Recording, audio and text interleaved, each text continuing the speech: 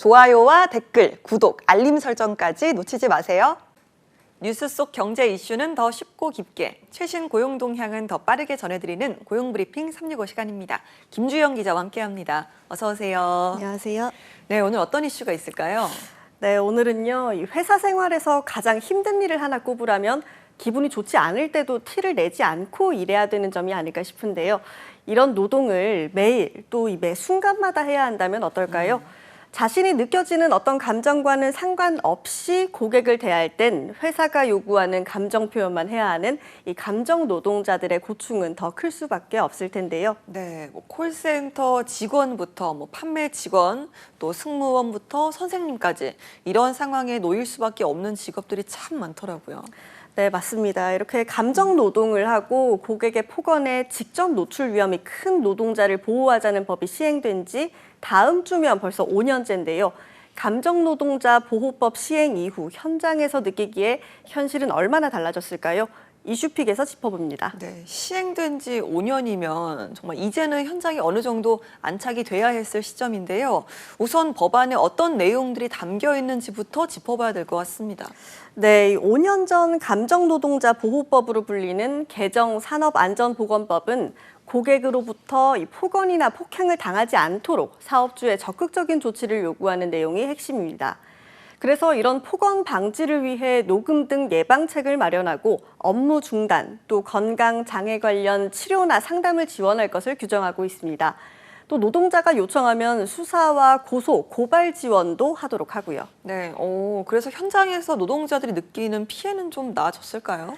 네, 이번에 이 직장갑질 119에서요, 직장인 1,000명을 대상으로 설문조사를 했는데 직장인 58.8%는 감정노동자 보호법 시행 이후에도 회사가 민원인 갑질로부터 근로자를 보호하지 않고 있다고 답변했습니다. 예, 그러니까 5년이 지나도 직장인 10명 중에 6명이 사실상 감정 노동자를 충분히 보호하지 않는다라고 느끼는 거면 이 정도면 심각한 건데요.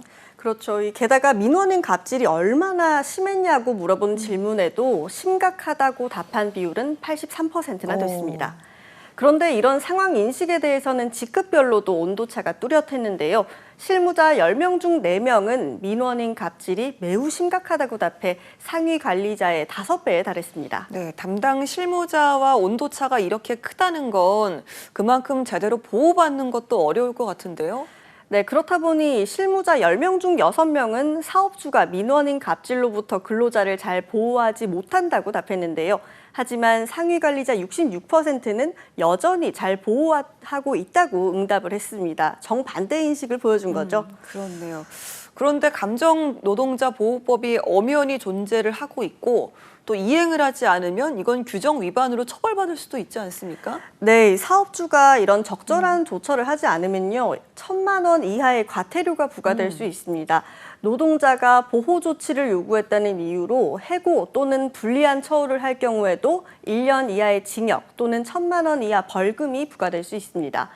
그런데도 이번 직장갑질 119에서 공개한 사례를 보면 오히려 반대로 가고 있었습니다. 그러니까 법과는 따로 움직이고 있었다 이런 말씀이시죠? 네, 이 대표적인 사례를 살펴보면요. 콜센터에서 근무하고 있는데 장난 전화, 성희롱, 폭언이 이루어져도 회사에서는 함부로 통화를 못 끊게 하고 선 종료 멘트만 해도 바로 감점 처리를 해버린다는 하소연도 있었고요. 네. 공공기관에서 주차장 관리를 한 B 씨의 경우에는 고객이 소리를 지르거나 욕을 하면서 화를 내도 결국 이용자가 민원을 올리면 근무 평점 불이익으로 돌아온다고 밝혔습니다. 네, 결국은 고객의 폭언에 제대로 대응하려고 해도 회사에서 보호가 아니라 돌려주는 게 근무 평점 불이익이라면 누가 자신 있게 나서서 항의를 할 수 있을까 이런 생각이 드네요. 그렇죠. 이 고객이 선을 넘는 막말과 갑질을 해도 사실상 고객 평가를 의식해 신고하기도 어렵고요. 회사에서도 불이익을 내릴까 봐 두려움이 더 큰 게 현실입니다. 이런 결과값은 앞서 설문조사 결과로 살펴본 것처럼 법안이 있어도 상급자나 관리자들의 실천 의지가 기대치에 못 미치기 때문입니다. 상급자들이 적극적으로 개입하길 꺼리고요. 실무자나 하급자들이 알아서 처리하라는 식으로 대응하는 일이 많으니까요. 이 더 큰 문제는 시행된 지 5년이나 됐지만 노동자와 상위 관리자의 상당수가 감정노동자 보호법이 있다는 것 자체도 알지 못한다는 겁니다. 네, 여러모로 현장에 제대로 안착하지 못했다라는 겁니다. 자, 그러면 어느 정도의 상황인지 좀 자세하게 들어볼까요? 네, 직장인 3명 중 1명은 감정노동자 보호법이 있다는 사실을 알지 못했고요. 감정노동자 보호법을 모른다는 응답은 비정규직과 비사무직, 저임금 노동자에게 특히 상대적으로 높게 나타났습니다. 그리고 무엇보다 민원인 갑질을 책임져야 할 상위 관리자 36.1%가 감정노동자 보호법을 모른다라고 답했습니다. 그러니까 현실에서는 제대로 보호받기는 사실상 아직도 어려운 겁니다. 네, 듣는 저희도 이렇게 답답한데 현실의 감정 노동자분들은 얼마나 더 막막할지 헤아리기 참 어려울 정도입니다. 개선책을 찾아야 하지 않을까요?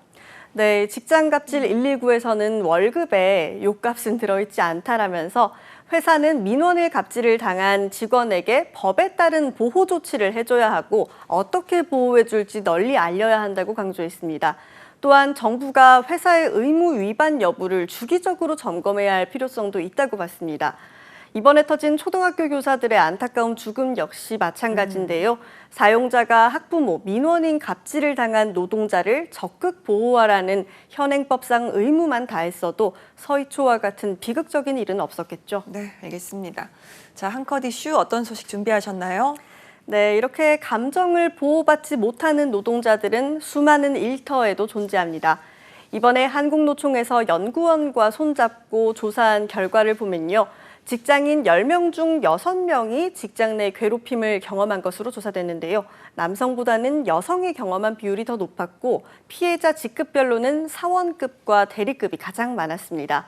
눈에 띄는 점은요, 이 직장 내 괴롭힘이 민간 부분보다 공공 부문에서 10% 이상 많았다는 겁니다. 네, 그러면 뭐 민간 기업보다 공공기관이 상대적으로 좀 권위적인 분위기가 더 크다 이렇기 때문일까요? 네, 공공기관의 경우에는 여전히 위계적인 조직 문화가 강하기 때문으로 보이는데요. 문제는 이런 문제가 쌓여서 직장인들의 정신 건강에도 큰 영향을 주고 있다는 겁니다. 이번 조사에서 우울과 불안장애 측정 도구를 활용해 조사해 보니까요. 피해자 중 26.9%는 중간 정도의 우울을, 6.2%는 심각한 우울을 겪고 있었습니다. 네, 직장 내 괴롭힘 금지법도 이게 생긴 지 벌써 한 4년 정도 되지 않았습니까? 네, 이 직장 내 괴롭힘 방지법이 직장 내 노동인권을 보장한다는 측면에서 매우 의미가 있긴 하지만요. 여전히 현실에서는 직장 내 괴롭힘을 당하는 직장인들이 많습니다. 게다가 5인 미만 사업장 노동자는 법적 사각지대에 놓여 있는 점 등이 여전히 아쉬운 점으로 꼽힙니다. 감정노동자 보호법도 이 직장 내 괴롭힘 금지법도 현실적인 보완책을 찾고 앞으로 나아가야 될 때가 아닌가 싶습니다. 네, 자. 노동자들이 원하는 가장 기본 중의 기본은 바로 인간다운 대우가 아닐까요? 내가 듣기 싫은 말은 타인도 듣기 싫다라는 인식의 확산은 물론이고요. 우선 지금 만들어져 있는 지침들이 제대로 지켜질 수 있도록 확실한 보완 조치가 필요해 보입니다. 김주영 기자와 함께했습니다. 고맙습니다. 지금까지 고용브리핑 365였습니다.